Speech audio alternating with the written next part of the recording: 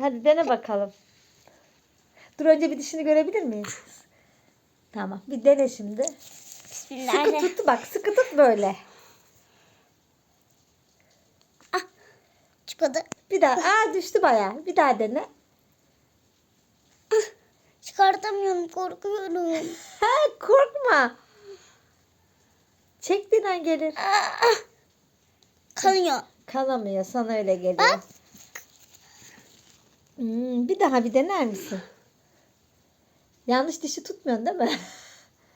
Hızlıca bak böyle tut. Bak Alya. Böyle Anne tut, çekemiyorum hızlıca çek. ama. Hızlıca çekince o. Ağrıma. Hayır işte asıl o zaman acımaz. Sen böyle yavaş çek. Kendi dişini çekti.